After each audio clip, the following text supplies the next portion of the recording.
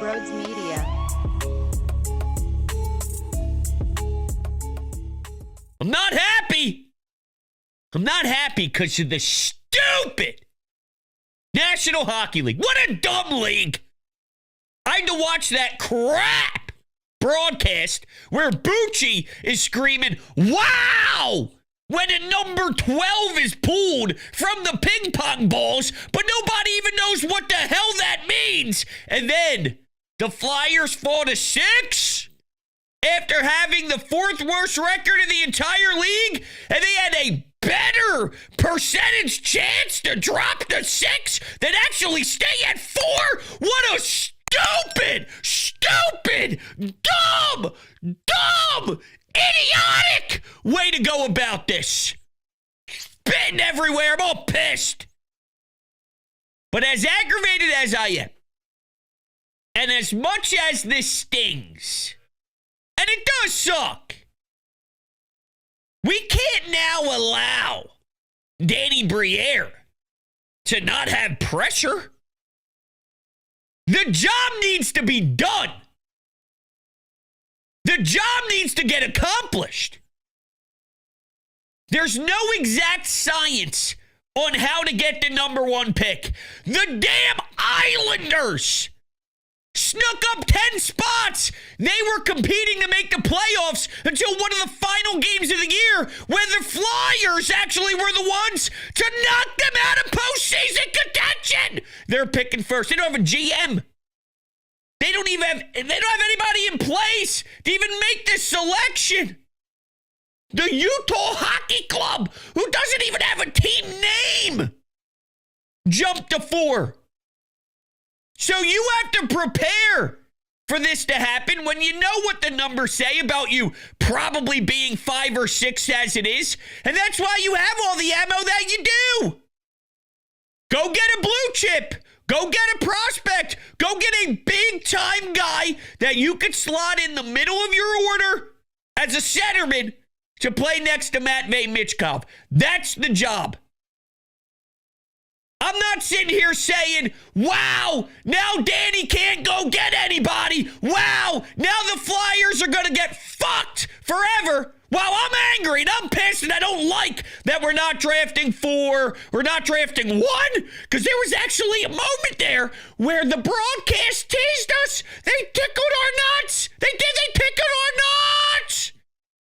What did we need? A 4 or a 6 to be pulled. They went to break. All we needed was a 4 or 6 to be the next number, and the Flyers are dancing with the number 1 overall pick. We were so close trending that way, you blink, and you're going the complete opposite direction. So while that would have been lovely, and it is a bummer, and I'm obviously being a jerk-off, when you let the emotions pour out and you settle back into reality, there's been a billion players selected in the range of 4, 5, 6, 7 that are phenomenal, that are fantastic NHL top 6 forwards, top pair defensemen. You now have to do the research, do the homework, trust your scouting department, develop them, and make it happen. That's the gig. That's why you took over for Chuck Fletcher. And the Jet Luchenko thing is scaring people off, and I understand because it was a reach at the time. Now, he's shown some things that are intriguing, but when Bouillon gets selected by Minnesota right afterwards, and you know the stress and the emphasis that Keith Jones has put on finding a pure number 1 D-man, and Bouillon maybe having that potential, compared to Jet Luchenko's ceiling, in my opinion, not being as high as Bouillon's, I don't understand that pick to this day, and that is scaring Flyers fans off that this is inevitably going to be a failure, but at the same time, Matvei Michkov. And I don't want to hear for a second that, well, you got lucky, Matvei. That's how this goes. People screw up all the time in the draft. They pick the wrong guy, Nolan Patrick. It's just what it is. The Flyers have had the 2nd overall pick a bunch of times. You got JVR and you got Nolan Patrick. You pick 7th, you got Matvei Michkov, who just led rookies in goals. But somehow, again, to this stupid league, to this dumb organizational league, he's not even even a finalist for the Calder? Make it make sense to me. He's not in the mix when his even strength points are better than everybody else's, when he scored more goals than anybody else? Do I think he was going to win it? No, probably not. Not with the John Tortorella experience of getting scratched, of getting benched during games, or not having the time on ice that you're looking for periodically. And oh, by the way, a power play that makes me actually vomit out my ass. That's how bad it is. Could you imagine if they just had a below average power play? He'd net 32. He'd net 33 this year. As a rookie, just getting started. When he left for this season, when it all ended and he said, thank you, Danny Briere, for the year, and I can't wait to come back for my second campaign. This dude came back with a detailed list of how he's going to improve to become more of a star. Different. Animal. You got him at 7. Brady Tkachuk wasn't a number 1 overall pick. It's all there. Do your due diligence and find a way to make this offseason sexy. Go get a coach that's going to move the needle. Use some offer sheets. Draft someone exciting. There's a long list of things that you can do. Just because the ping pong balls didn't bounce your way, I'm not giving anybody a free pass where now it all doesn't matter and you're just boned. No, you're not boned. A good GM finds out you're drafting 6. You're not drafting 30. You're not drafting 22. You're drafting 6. I guarantee when you look back at this draft, there will be somebody at 6 and below that will be phenomenal. Go look at where Wyatt Johnson was picked. Now go look at what he's doing in the postseason. My God. It's nice to have Rantanen, too. Third period Hattie against his former squad. How about that Winnipeg game? Less than 2 seconds to go. It's hard to have a double overtime game winner, and the most electric goal of the game was in regulation to tie it up. But Winnipeg going nuts. You lose, obviously, one of your premier guys due to a hit that was very controversial. And then you got the whole Hellebuck situation. These playoffs have been out of control. Toronto and Florida for game 1. And yet here I am begging on my hands and knees to get some real live postseason action. Not at the Wells Fargo Center, at the Xfinity Mobile Lounge. What are they calling it? The X? The new name that I don't care one bit about? People are debating, do you like it? Do you not like it? I just want playoff hockey! I want a team that matters! I want a team that's worth willing to drive to the Xfinity Mobile Center! I want spring hockey! I did a show the other day on WIP asking if Jordan Davis can add to his pass rush ability. Huh? You know what I want to talk about? Game 6, Flyers kick ass and advance to the second round. Oh, by the way, you got Celtics Sixers in the second round too. Looking for revenge. That's what I want to be breaking down in the early stages of May. Hey, can Jordan Davis pass rush?